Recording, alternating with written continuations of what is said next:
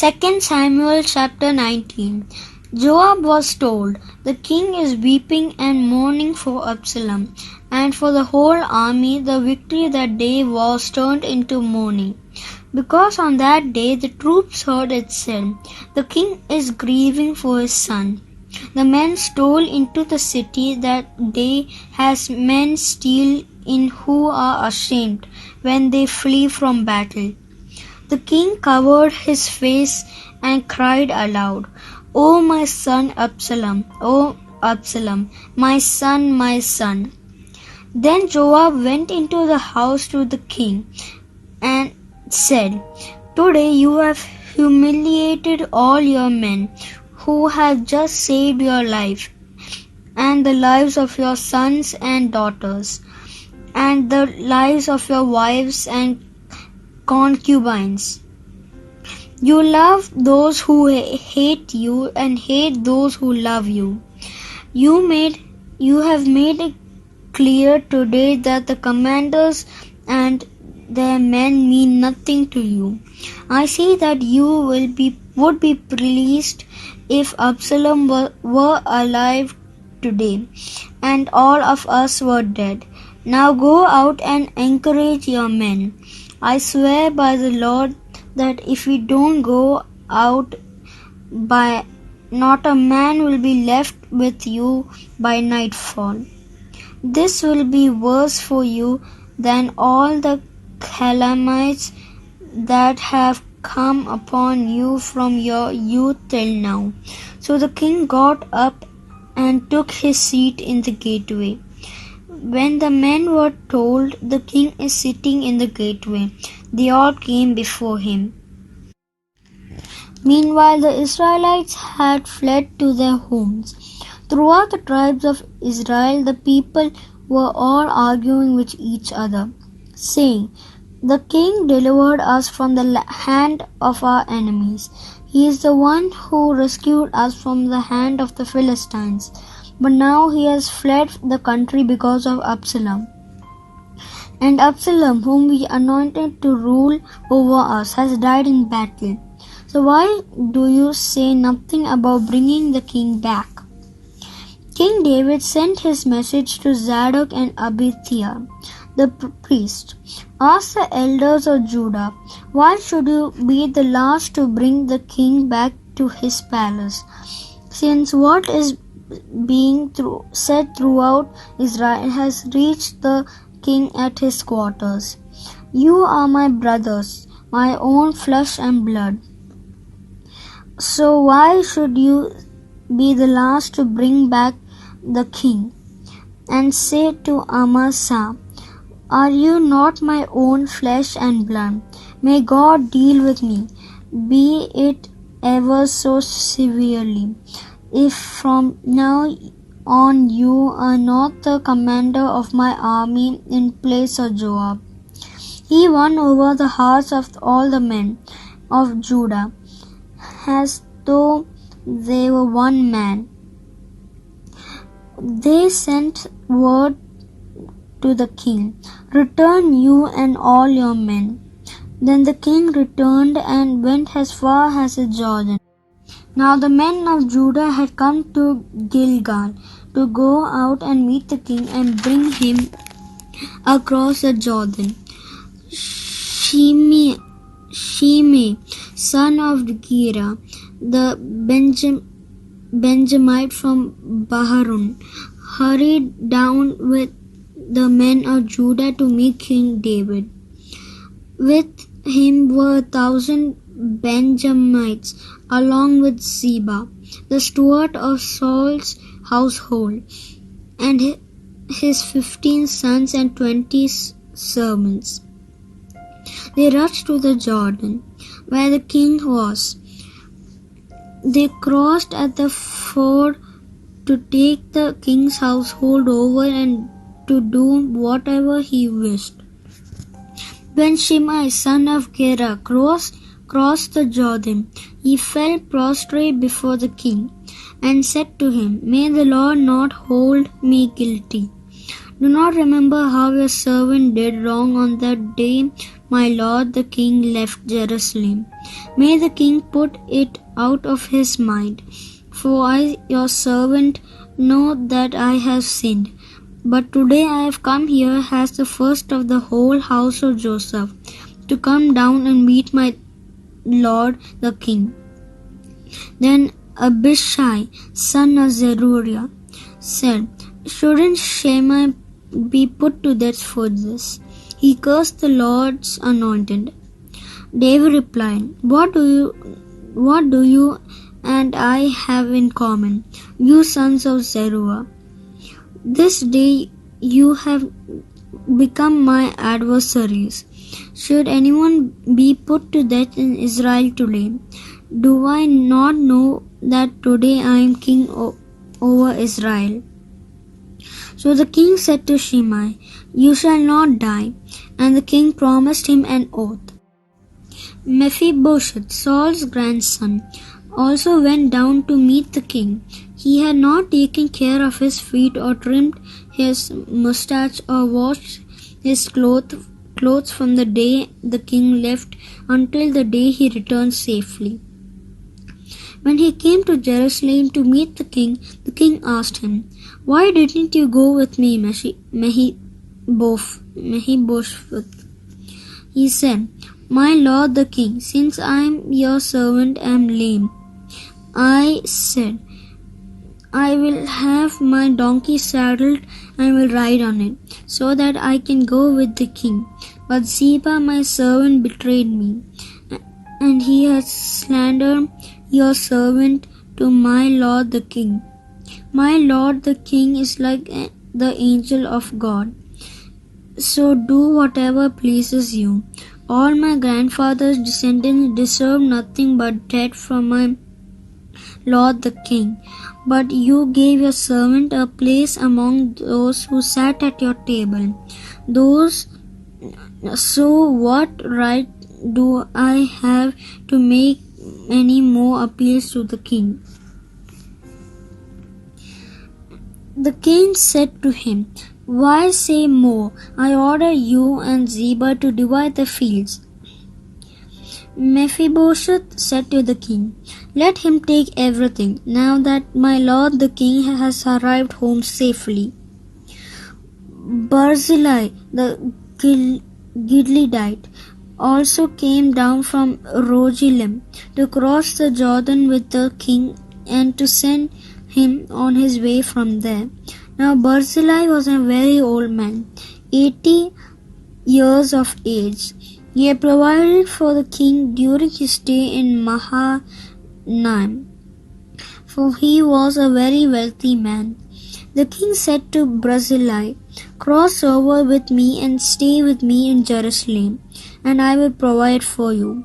But Barzillai answered the king, How many more years shall I live, that I should go up to Jerusalem with the king? I am now 80 years old. Can I tell the difference between what is good and what is not? Can your servant taste what he eats, drinks? Can I still hear the voices of men and women singers? Why should your servant be an added burden to my lord the king? Your servant will cross over the Jordan with the king for a short distance.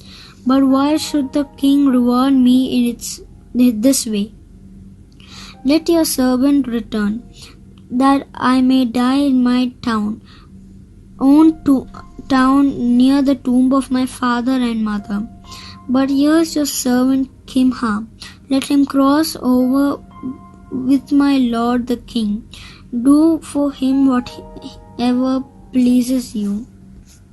The king said, Kimham shall cross over with me, and I will do for him whatever pleases you.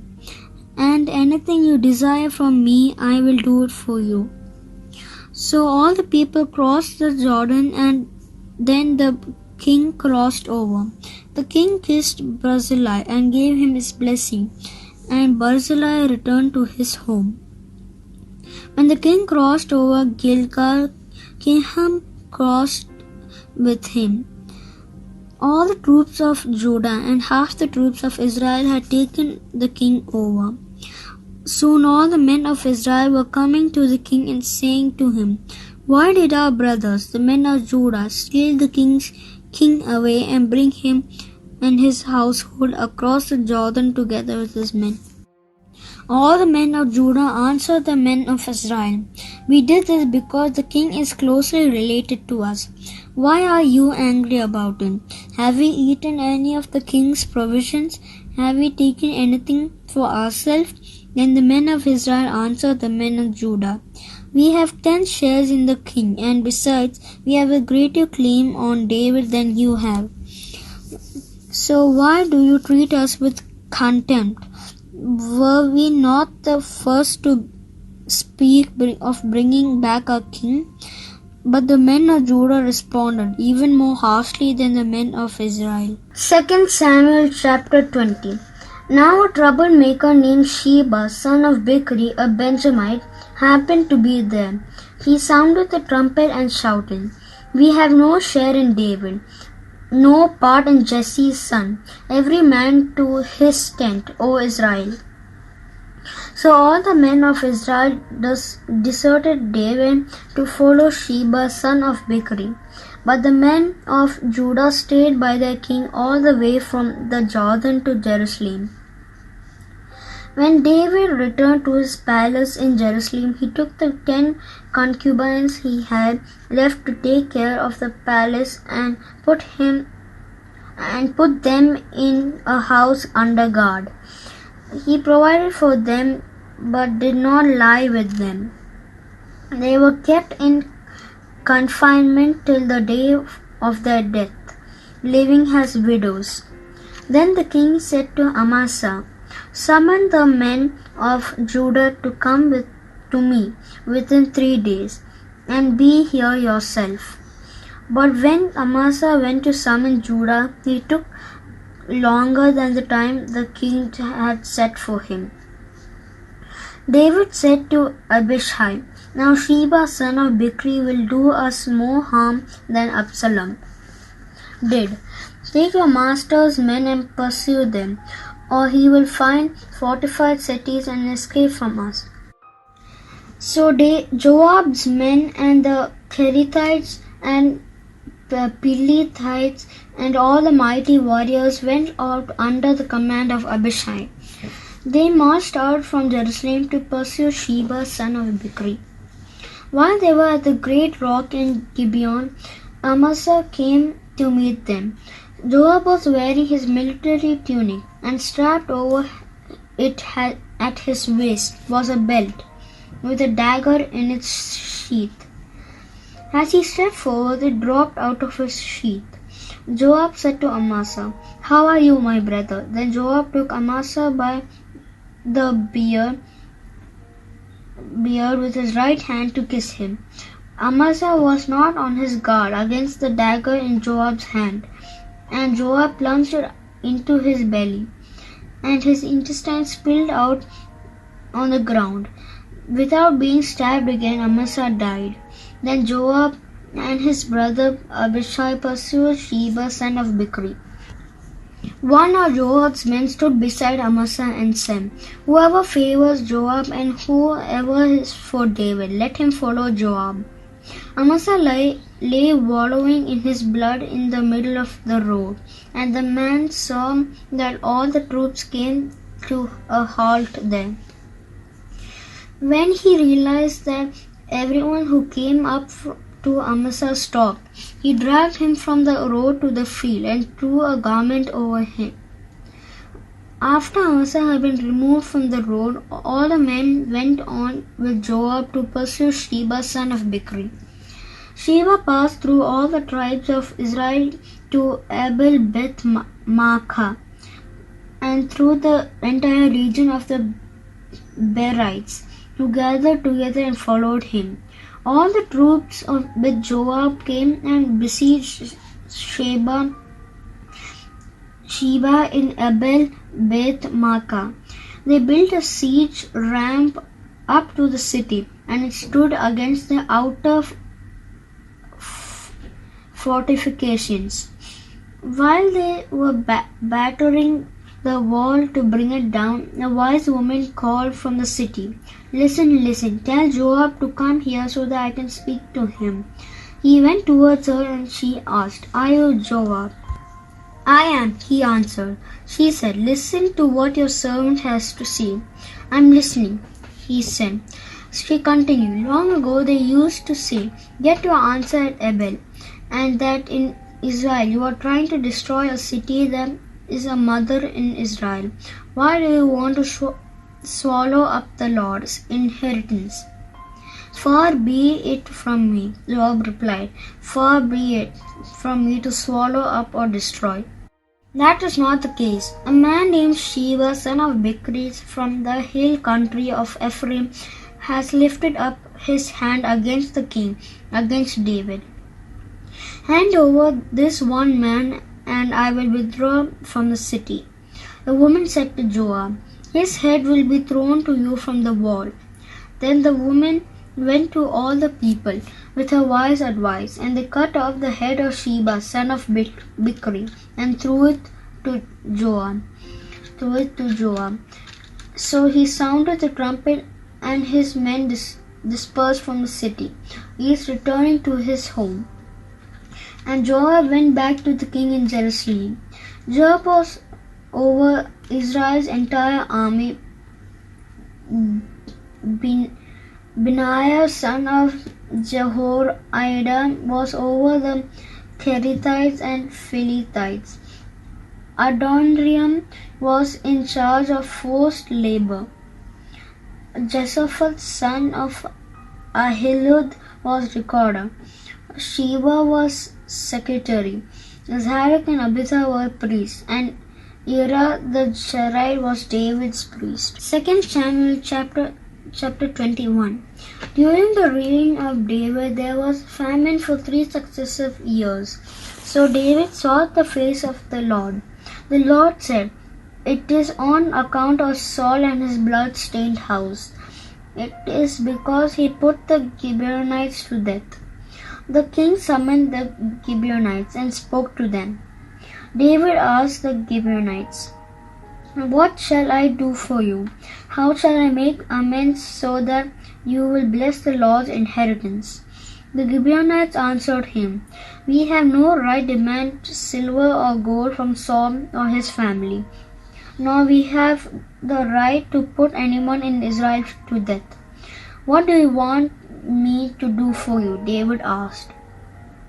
They answered the king, "As for the man who destroyed us and plotted against us so that we have been decimated and have no place anywhere in Israel, let 7 of his male descendants be given to us to be killed and exposed before the Lord at Gibeah of Saul, the Lord's chosen one." So the king said, "I will give them to you." The king spared Mephibosheth, son of Jonathan, and the son of Saul, because of oath before the Lord between David and Jonathan, son of Saul. But the king took Armoni and Mephibosheth, the 2 sons of Aiah's daughter Rizpah, whom she had borne to Saul, together with the 5 sons of Saul's daughter Merab, whom she had borne to Adriel, son of Barzillai, the Meholite. He handed them over to the Gibeonites, who killed and exposed them on a hill before the Lord. All 7 of them fell together, and they were put to death during the first days of harvest, just as the barley harvest was beginning. Rizpah's daughter of Aiah took sackcloth and spread it out for herself on a rock. From the beginning of the harvest till the rain poured down from the heavens on the bodies, she did not let the birds of the air touch them by day or the wild animals by night. When David was told what Ahiah's daughter Rizpah, Saul's concubine, had done, He went and took the bones of Saul and his son Jonathan from the citizens of Jabesh Gilead. David brought the bones of Saul and his son Jonathan from there, and the bones of those who had been killed and exposed were gathered up. They buried the bones of Saul and his son Jonathan in the tomb of Saul's father Kish at Zelah in Benjamin, and did everything the king commanded. After that, God answered prayer on behalf of the land. Once again there was a battle between the Philistines and Israel. David went down with his men to fight against the Philistines, and he became exhausted. And Ishbi-Benob, one of the descendants of Rapha, whose bronze spearhead weighed 300 shekels, and who was armed with a new sword, and he would kill David. But Abishai, son of Zeruiah, came to David's rescue. He struck the Philistine down and killed him. Then David's men swore to him, saying, "Never again will you go out with us to battle, so that the lamp of Israel will not be extinguished." In the course of time, there was another battle with the Philistines at Job. At that time, Sibbekai the Hushathite killed Saph, one of the descendants of Rapha. In another battle with the Philistines at Gob, Elhanan, son of Jar-Oregim, the Bethlehemite, killed Goliath, the Gittite, who had a spear with a shaft like a weaver's rod. In still another battle which took place at Gath, there were a huge man with 6 fingers on each hand and 6 toes on each foot, 24 in all. He was also descended from Rapha. When he taunted Israel, Jonathan, son of Shimeah, David's brother, killed him.